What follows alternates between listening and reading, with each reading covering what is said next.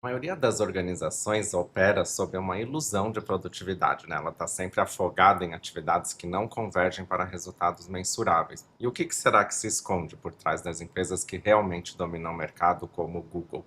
A resposta não está na complexidade, mas na clareza estratégica de um modelo que redefiniu o conceito de sucesso. E qual que é o contexto, né, da gestão e liderança em que surgiram os OKRs, né, Objectives and Key Results, que é o tema do vídeo de hoje, né? A primeira percepção é que a gente percebeu que as equipes estavam sempre ocupadas, né, cheia de projetos em paralelo, mas com dúvidas se esse trabalho realmente estava contribuindo com o sucesso do todo, né, com o sucesso que a gente queria. Outra percepção é que as equipes entregavam coisas, né, mas a gente nem sempre conectava isso com o resultado importante do negócio. A gente estava entregando, entregando, mas cadê o resultado, né? E cada área da empresa com as suas prioridades e no fim a empresa não tinha como estar caminhando na mesma direção, né? Aquela percepção de que cada um estava indo para um lado diferente. E por fim, né, a gente percebia que não tinha clareza no que é sucesso, né? A gente não tinha como medir o progresso e saber se a gente estava realmente avançando, né, ou só fazendo um monte de esforço em vão, né? E o que aconteceu foi que a gente deu um pulo do gato, né, mudando a mentalidade de ver essas coisas, né? Então as atividades, elas são diferentes de resultado. Não quer dizer porque você está entregando, né, e marcando lá no checklist, que você realmente está entregando alguém resultado. A gente precisa definir o que eu espero dessas atividades. E o alinhamento, então, precisa ser explícito, né? A gente precisa definir bem claro as metas e a conexão, né, que tem entre elas para que os esforços não vão em direções diferentes. E o sucesso, ele tem que ter uma definição, a gente precisa ter clareza do que é sucesso e como a gente mede esse sucesso, né? E foi aí que entrou a ideia dos OKRs, né? O OKR, ele é um modelo que pretende endereçar tudo isso daí, né? E como que ele surgiu, né? Os OKRs, que são os Objectives and Key Results, surgiram na Intel lá nos anos 70 por um cara chamado Andy Grove, né? Ele era CEO da Intel na época. Muitas pessoas acreditam que é o John Doerr que criou o OKR, mas na verdade o John Doerr aprendeu com o Andy Grove e foi quem disseminou, né? Quem popularizou. E o Andy Grove, ele pegou o Management by Objectives, ou também conhecido como Administração por Objetivos do Peter Drucker, e deu uma adaptada para um modelo mais ágil que fosse baseado em resultados-chave mensuráveis, né? Então ele escreveu isso depois em um livro chamado High Output Management, né? Então o Andy Grove fez algumas adaptações do Management by Objectives, né? E como que eles foram popularizados, né? Foi aí que entrou o John Doerr, que era um funcionário da Intel, então ele aprendeu diretamente com Andy Grove e ele levou os OKRs para fora da Intel, né? Ele levou para o Google e para várias outras empresas que resolveram adotar, né? Então ele aprendeu e em 99 foi quando o Google resolveu adotar, que foi o que mais catapultou a ideia dos OKRs, né? Isso tudo está descrito num livro que chama Avalie o que Importa, do próprio John Doerr, que é um livro muito importante do tema, né? E os OKRs, eles são um jeito simples de definir uma prioridade clara e como medir se a gente realmente está avançando, né? Então, o OKR, ele tem que trazer isso, para onde estamos indo e como estamos indo até lá, né? E o que difere OKRs de KPIs, né? Apesar de serem parecidas e sempre usadas em conjunto, eles contemplam coisas diferentes, né? Os OKRs, eles são o objetivo principal da onde a gente quer chegar e como que a gente vai medir para chegar nesse objetivo, enquanto KPIs são indicadores de desempenho, né? São métricas que a gente está continuamente acompanhando para ver como que o nosso negócio está funcionando, né? Então, alguns exemplos pode ser, por exemplo, taxa de conversão, ticket médio, churn rate, né? São algumas medidas para a área de vendas que constantemente são acompanhadas, mas nem sempre viram OKRs, né? Então, é comum as pessoas falarem assim, eu uso OKR ou KPI. Na verdade, os dois eles podem ser usados em conjuntos, né? Os KPIs eles têm que estar sempre ali presentes, sempre acompanhados, medidos, geralmente em dashboards, né, em acompanhamento contínuo, de preferência com alertas, né, para a gente saber se a gente está dentro do que é esperado, e alguns desses KPIs podem se tornar KR dentro de objetivos. Então, eu coloquei aqui, ó, ticket médio é um indicador de performance, um KPI, né, um indicador de performance chave de uma área de vendas. Mas eu posso ter um objetivo que é melhorar esse ticket médio. E aí esse KPI, ele acaba se tornando um QR, porque para eu saber se eu realmente estou melhorando o ticket médio, eu tenho que acompanhar esse indicador, né? E como que eu escrevo bons objetivos e resultados chaves, né? A minha experiência, né, de todas as empresas que eu já passei, já auxiliei a fazer esse trabalho, eu sempre falo para as pessoas, né? Primeiro de tudo, separa. Você tem que primeiro pensar em um bom objetivo, ter clareza do que você quer, né? Então a sua frase do objetivo, o O, ele precisa deixar claro onde a gente quer chegar. Esse é uma frase que a gente não usa números, métricas, né? O objetivo ele é algo qualitativo. Então, por exemplo, quando eu falei de aumentar o ticket médio, pode ser assim, né? Pode ser simplesmente aumentar o ticket médio, apesar de que é uma direciona para uma métrica, né? Mas a ideia a gente pode ter, por exemplo, o melhor ticket médio do mercado, o ticket médio mais elevado do mercado. Então é legal a gente ter também referências, né? Se a gente quer ser o melhor do mercado, o primeiro colocado, a maior referência, são bons exemplos de objetivos. E o resultado-chave é como que a gente vai medir isso. Então, claro, o ticket médio, ele diretamente eu posso medi-lo, só que é claro que eu tenho que olhar também, lembra que o OKR, ele vai indicar para a gente o progresso. Então, que outras medidas eu posso tomar para melhorar o ticket médio? Então, a gente pode ter outras métricas que ajudam a gente a saber se a gente está levando a conseguir o resultado-chave desejado. Então, eu diria que num objetivo de ter o melhor ticket médio do nosso mercado, né, em relação à nossa concorrência, um dos KRs pode ser o próprio ticket médio, mas outros KRs podem ser derivados disso, né, que indicam se a gente está conseguindo chegar lá.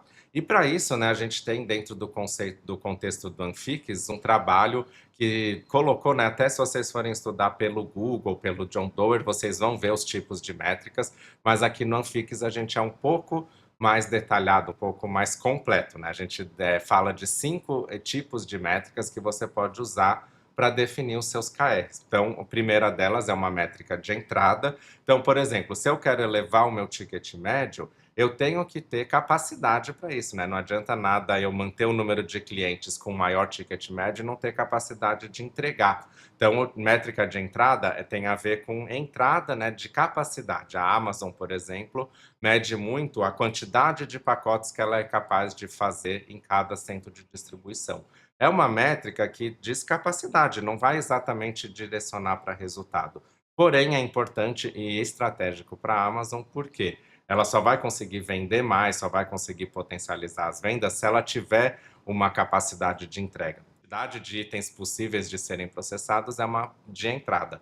Tem a métrica de processo, que é o nosso processo de trabalho, né? Então, a gente tem filas, a gente tem esperas no nosso processo, né? Tem as métricas de saída, a mais comum é o throughput, né? Ou no caso do Scrum, a gente usa velocity. Isso é uma métrica de quanto que o meu time está entregando. Só que às vezes eu estou gerando saída, mas isso não gera necessariamente resultado. Então, throughput é uma métrica de saída. Resultado é uma métrica de essa saída estar realmente gerando resultado. Então, está melhorando a conversão, está melhorando o ticket médio, né? Então, às vezes, pode ser interessante porque melhorar o ticket médio pode ser um bom resultado. Só que, às vezes, isso não traduz, por exemplo, em melhora de lucro, né? A gente aumentou o ticket médio, estamos trabalhando mais, mas não temos mais lucratividade. Então, a gente não está gerando impacto. Então, é importante a gente ter métricas de impacto, que é impacto financeiro, impacto real no negócio. Então, os 5 tipos, né? Entrada, processo, saída, resultado e impacto.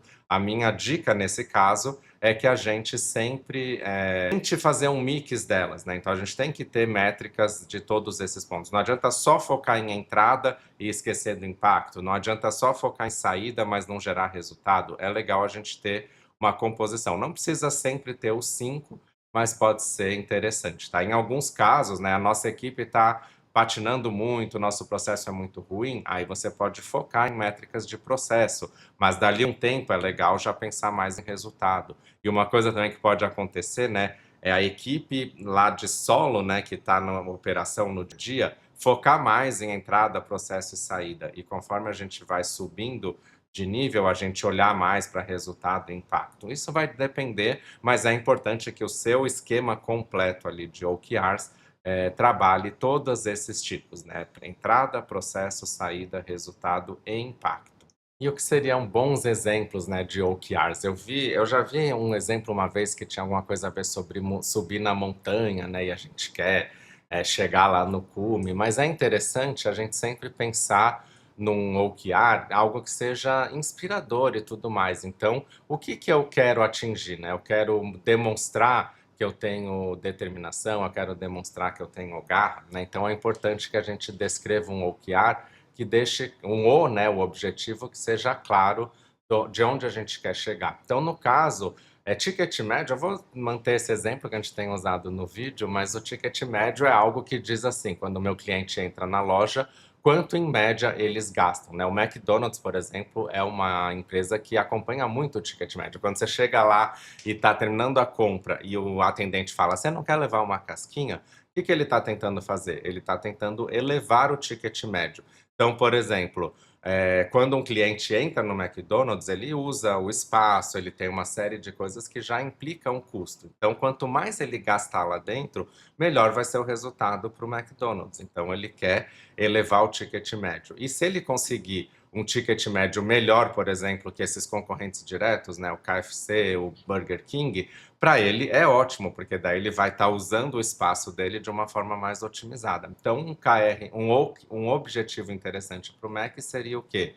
Ter um melhor ticket médio na nossa área de mercado, né? Ou seja, eu não quero ter um ticket médio maior do que o Madeiro ou algum restaurante mais caro, porque naturalmente eles vão ter um ticket médio maior. Mas se eu conseguir um ticket médio melhor que o Burger King, que o outros restaurantes que são concorrentes diretos, isso pode ser um indicativo bem legal para o McDonald's. E veja que interessante, né? Porque parece besteirinha, mas a vendedor lá da loja, ele vai ter que pensar, né, como que eu ofereço um produto, como que eu coloco alguma coisa junto desse produto que a pessoa está comprando, mas também a gente vai, esse é um tipo de objetivo que muitas vezes vai mexer em várias camadas, porque tem coisas que o Mac vai ter que fazer corporativamente, porque não adianta nada esperar só que a linha de frente consiga vender mais no ticket médio. O Mac tem que ter mais opções de produto, ter mais promoções, né? Então, quando a gente vê agora, por exemplo, quem vê no Mac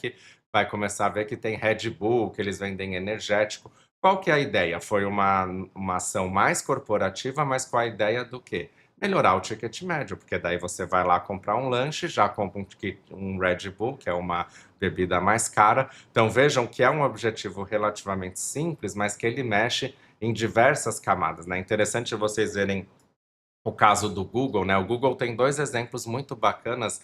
Um é o do Chrome e o outro é do YouTube, né? Que são o Chrome ele tinha um objetivo de ser o navegador mais baixado, né? Número de downloads. Só que para a gente conseguir o que eles conseguiram, nossa, teve que investir em marketing, investir em melhorias no aplicativo, segurança, envolveu todas as áreas que tem relação com o Chrome. E o YouTube, eles escolheram como KR, na verdade, mas o objetivo do YouTube era ser a maior plataforma de vídeos. E eles escolheram o tempo que as pessoas ficam lá no plataforma assistindo o vídeo, né? Então, o tempo que vocês estão aqui. Como que a gente faz a estrutura para reter vocês nos vídeos? Só que para conseguir suportar a meta que o Google tinha, também precisou investir em infraestrutura, servidores, data centers, banda, né, internet. Então, o Google teve que virar inteiro para conseguir atingir um objetivo simples. Eles queriam ser a maior plataforma e eles mediam isso através da ideia de visualização, né? Então, é muito importante você escolher a métrica e o objetivo bem certeiro que vai realmente fazer com que todo mundo se movimente em torno daquilo. Lembra que eu falei no início, né, que é a questão de alinhar as áreas, de todo mundo estar indo para o mesmo lugar. Então, cada área do Google vai ter uma coisa diferente, mas no fundo, o objetivo é um só, é fazer o YouTube ser a maior plataforma. E hoje está aí, né, reinando, né, que por causa de um trabalho que foi feito lá atrás, tá bom? Então, se você está buscando, né, um espaço para explorar, experimentar com OKRs, de como ele pode ser aplicado na sua equipe, na sua organização, como que a gente pode implementar ele, a gente tem um workshop de Unfix, né, que trata do design organizacional e entre os temas a gente fala de como integrar os OKRs, e a gente também trabalha no Change Leadership Workshop do Management 3.0 como mudança, né, algo que é muito propulsionado por boas métricas, bons objetivos. A gente trata do módulo de OKR. Então fica atento aqui na Agile People Brasil, que a gente está sempre oferecendo conteúdos, formações e cursos que endereçam esses temas, tá bom? Então, se você quer fazer dessa forma aqui, toda conectada, com propriedade, com conhecimento, segue a gente e continua acompanhando nossos conteúdos, ok? Até a próxima, pessoal!